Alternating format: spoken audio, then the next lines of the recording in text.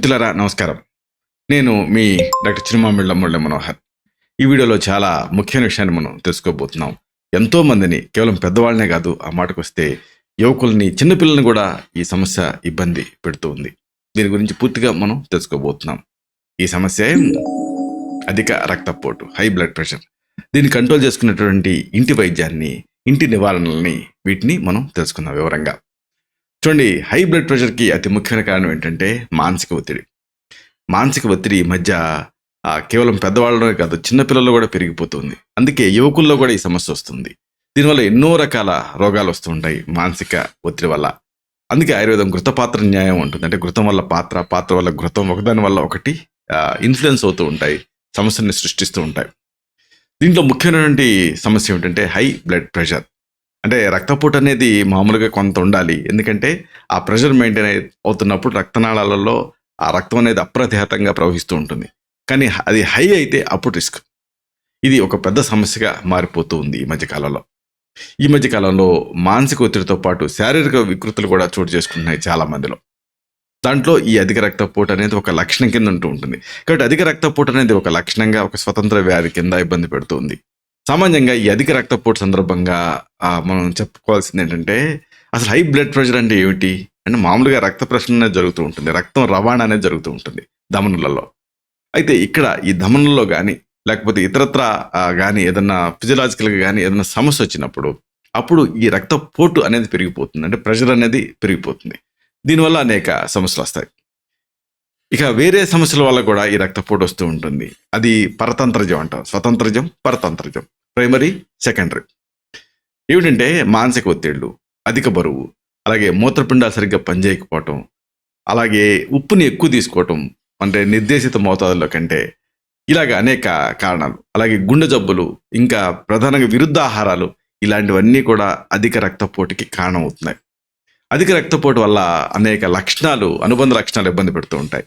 తలనొప్పి ఉండొచ్చు, అలాగే తల తిరుగుతున్నట్టు ఉండొచ్చు, ఇంకా భ్రాంతులు ఇబ్బంది పెడుతూ ఉండొచ్చు, కళ్ళ ముందు మసకలు కమ్మటం, ఇంకా కూర్చొని లేచేటప్పుడు చీకటి కమ్ముకోవటం, ఆర్థోస్టాటిక్ హైపోటెన్షన్ అంటారు. ఇంకా గుండె దడదడగా కొట్టుకోవటం, అంటే పాల్పిటేషన్. మామూలుగా ఎవరికి గుండె కొట్టుకునేది వాళ్ళకి తెలియదు, కానీ కొట్టుకుంటే తెలుస్తూ ఉంటే దాన్ని పాల్పిటేషన్ అంటారు, అంటే గుండె దడ. అలాగే ఏది తోచనట్టుగా అనిపిస్తూ ఉండటం, ఇంకా లోపల చిటపట్టలు, మంటలు ఇలాంటివి ఉండటం, మెయిన్గా చీమలు పాకినట్టుగా ఉండటం, ఇలాంటి లక్షణాలు అస్పష్టంగా ఉంటూ ఉంటాయి. అందుకే దీన్ని సైలెంట్ కిల్లర్ అంటారు. అంటే అస్పష్టంగా ఈ లక్షణాలు ఉంటూ ఉంటాయి, ఫలానా వ్యాధి అన్నట్టుగా ఉండవు. అలాంటప్పుడు రక్తపోటు పరీక్ష చేయాల్సి ఉంటుంది.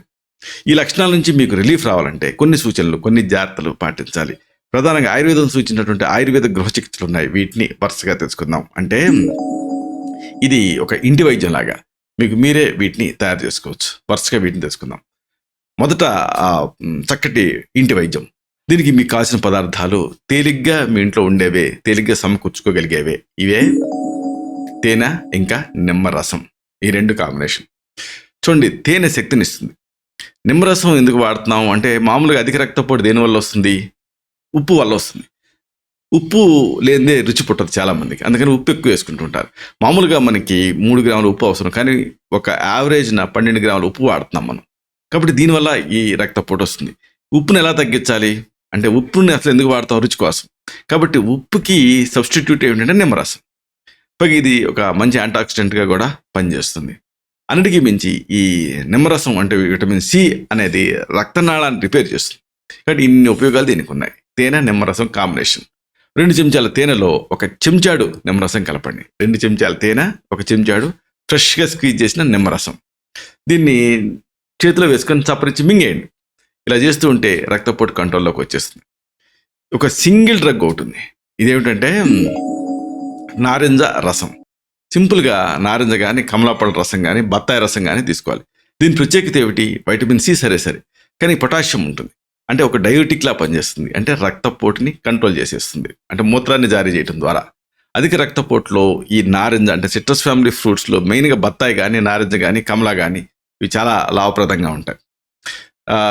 వీటిని రెగ్యులర్గా తీసుకుంటూ ఉండాలి. అంటే ఫ్రెష్గా స్క్వీజ్ చేసేసి ఇలాంటి ఈ బత్తాయి రసాన్ని, లేదా నారింజ రసాన్ని, లేదా కమలాపళ్ళ రసాన్ని తీసుకుంటూ ఉంటే భోజనం తర్వాత రక్తపోటు కంట్రోల్లోకి వచ్చేస్తుంది.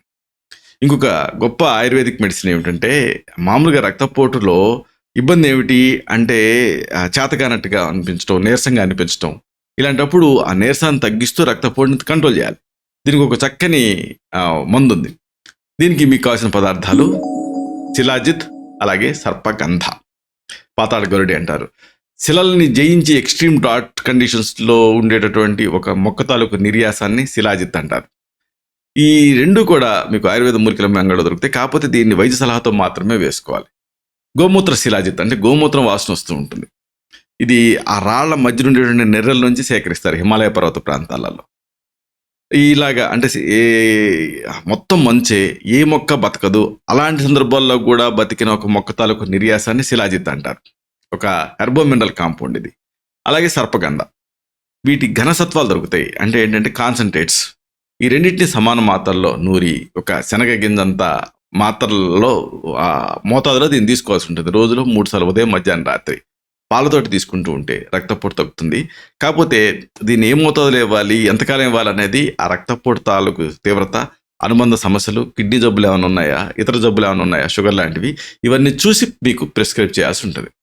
ఇంకొక మంచి ఇంటి వైద్యం ఏమిటంటే అద్భుతంగా పనిచేసేది కాంబినేషన్ పుచ్చకాయ, ఇంకా సైంధవ లవణం, ఇంకా మిరియాలు. నల్ల మిరియాలని ఎందుకంటారంటే పొట్టు గీకితే తెల్ల మిరియాలు అవుతాయి, పొట్టు ఉంచితే నల్ల మిరియాలు అవుతాయి.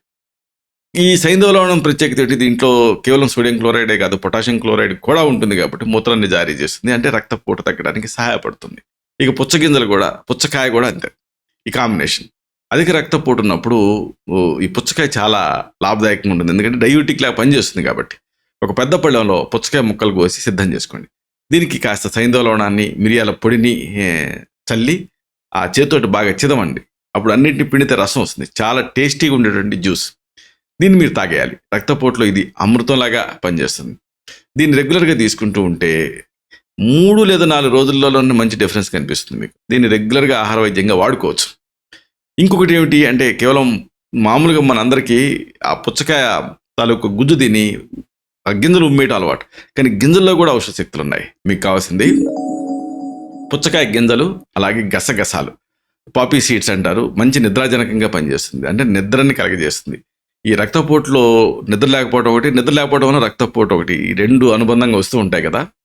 పుచ్చకాయ గింజలు అలాగే గసగసాలు సమాన భాగంగా తీసుకోవాలి. సమాన మాత్రలో పొడి చేసుకొని ఒక గాజు సీసాలో నిల్వ ఉంచుకోవాలి. ఈ పొడిని 3 లేదా 4 గ్రాముల చొప్పున ఆ పొద్దున అలాగే సాయంత్రం కూడా ఎంటీ స్టమక్ మీద, అంటే పరిగడుపున నీళ్లతోటి తీసుకోవాలి. దీంతో అధిక రక్తపోటు అనేది కేవలం ఒక నెల రోజుల నుంచి మండలం, అంటే 40 రోజులనే కంట్రోల్లోకి వచ్చేస్తుంది. ఇంకోటి ఏంటంటే చక్కటి ఆహార వైద్యం బొప్పాయి కూడా అంతే, చాలా బాగా పనిచేస్తుంది. అధిక రక్తపోటు ఉన్నప్పుడు మీరు భయపడాల్సిన పని లేదు. ఎందుకంటే పొద్దున సాయంత్రం పరిగడుపున ఈ బొప్పాయి, దీన్ని 2 లేదా 3 ముక్కలు తీసుకుంటూ ఉంటే చాలు. మంచి డైబెటిక్లా పనిచేస్తుంది. అంటే దీంట్లో ఉండే న్యాచురల్ ఎంజైమ్స్ డైజెషన్కి సహాయపడతాయి. అన్నిటికీ మించి దీంట్లో ఉండేటువంటి యాంటాక్సిడెంట్లు ఇవన్నీ కూడా సాధారణ ఆరోగ్యాన్ని ఇంప్రూవ్ చేస్తాయి. ఇంకోటి అద్భుతమైనటువంటి ఇంటి వైద్యం.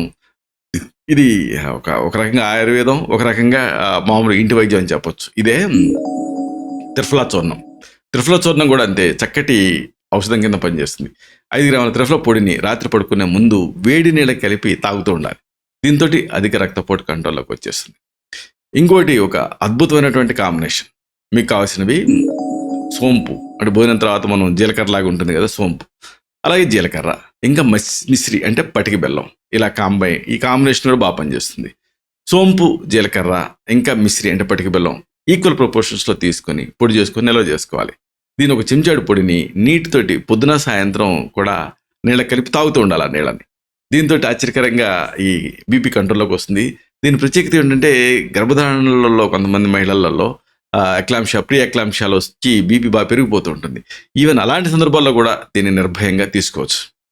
ఇక ఇదంతా ఒక ఎత్తు అయితే, ఒక ధాత్రి అంటే తల్లి, అంటే ఎవరు, ఉసిరి రసం కూడా అద్భుతంగా పనిచేస్తుంది అధిక రక్తపోటులో.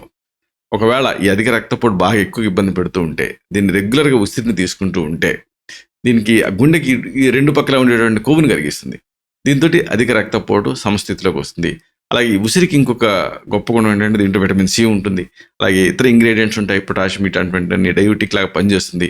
అన్నిటికీ మించి యాంటాక్సిడెంట్లు దీంట్లో ఉంటాయి కాబట్టి సాధారణ ఆరోగ్యాన్ని ఇది మెరుగుపరుస్తుంది. ఇలాగ అధిక రక్తపోటు మిమ్మల్ని ఇబ్బంది పెడుతున్నప్పుడు లైఫ్ లాంగ్ డ్రగ్గింగ్ అంటే ఆ కెమికల్స్ ఇలాంటివన్నీ వాడటం, మరి వాటి వల్ల సైడ్ ఎఫెక్ట్స్ ఇలాంటివి వద్దు అనుకుంటే మీరు ఆ లైఫ్ స్టైల్ మోడిఫికేషన్స్తో పాటుగా ఈ ఆయుర్వేద గృహ చికిత్సలు మీరు వాడుకుంటే అద్భుతమైన ఫలితం కనిపిస్తుంది, రక్తపోటు కంట్రోల్లోకి వచ్చేస్తుంది.